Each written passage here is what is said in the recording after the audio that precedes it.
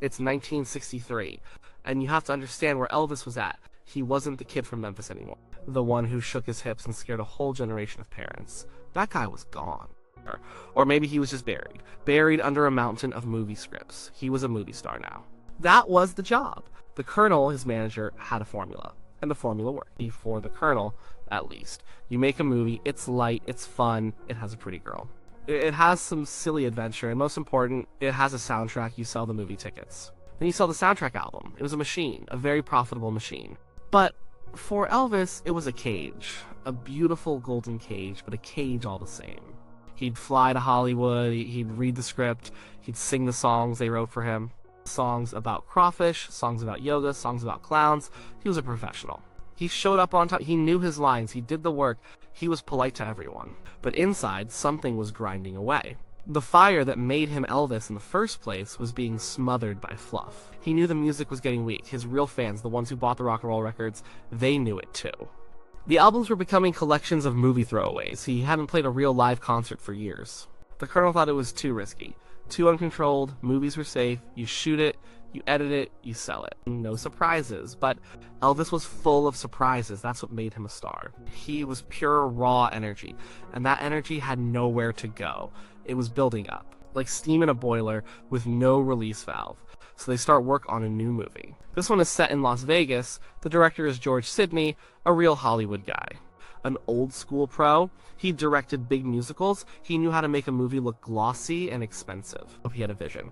And the co-star is Anne Margaret. This is important. She wasn't just another pretty face from the studio contract list. She was a firecracker, a force of nature. She could sing, she could dance. She had an energy that could match his, maybe even exceed it.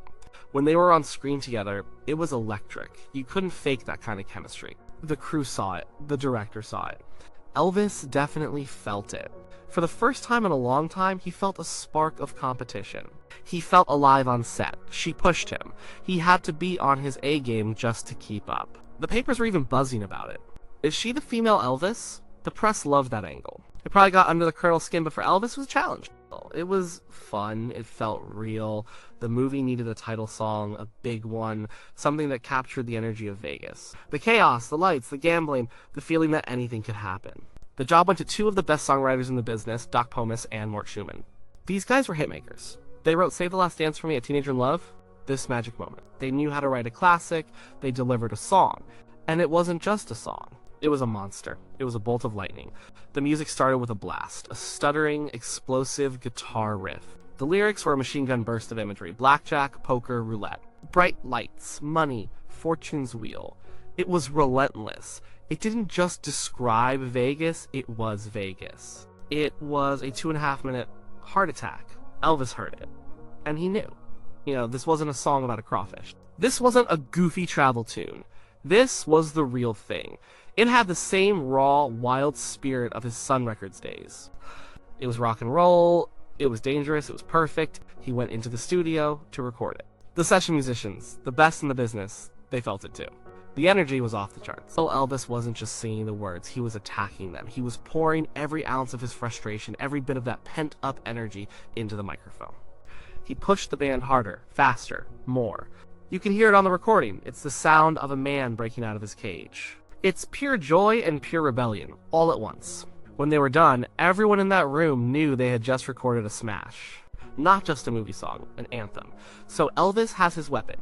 He has the song that will define the movie. The song that will remind everyone who he is. He's excited, he feels that old fire again. This is it.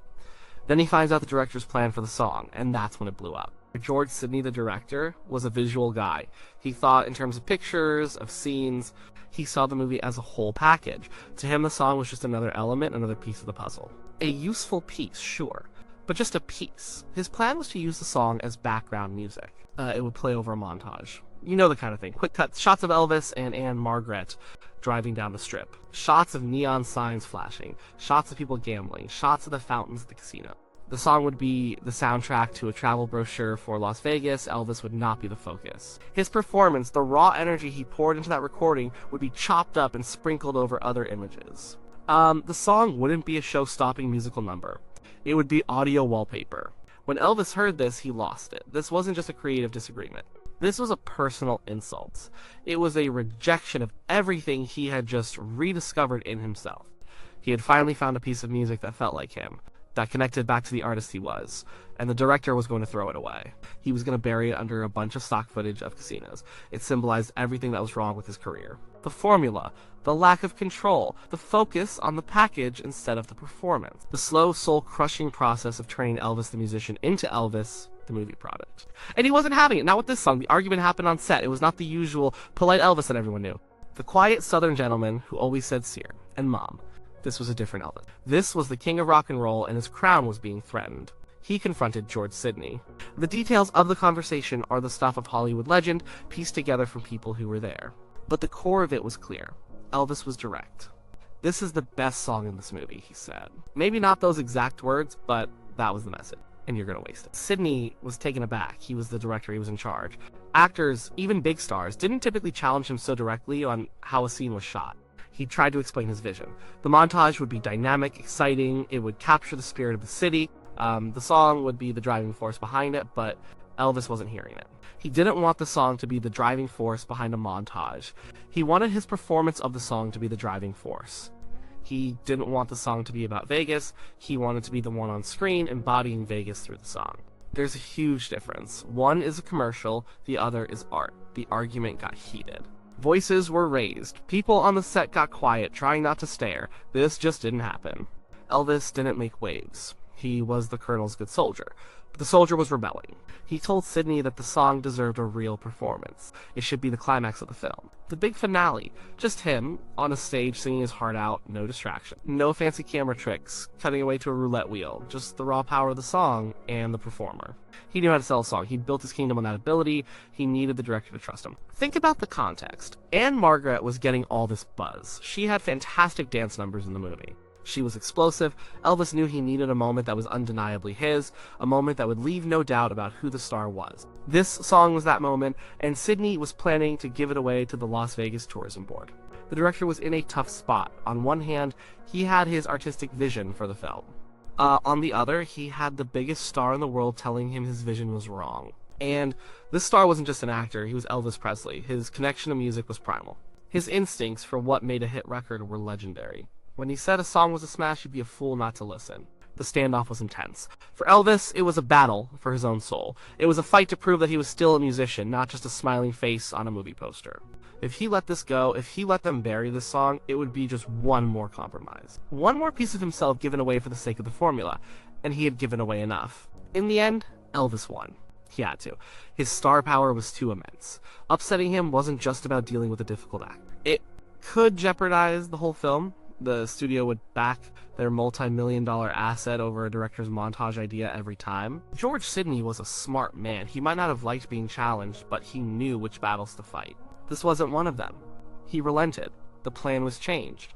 The finale of the movie was reshot or restaged. It would now be exactly what Elvis wanted, a full-blown performance of the song. It was staged as part of a talent show in the movie's plot. Elvis on stage in front of a live audience. The camera stays on him. It captures the sneer, the leg shake, the sweat, the pure unadulterated power he unleashes. When you watch that scene now, you can see the victory. It's not just a character winning a talent show. It's Elvis Presley winning back a piece of his identity. He's not acting, he's performing. He's free. For those 2.5 minutes, he's not the movie star. He's the kid from Memphis again, reminding the world what rock and roll is supposed to feel like. The result was undeniable.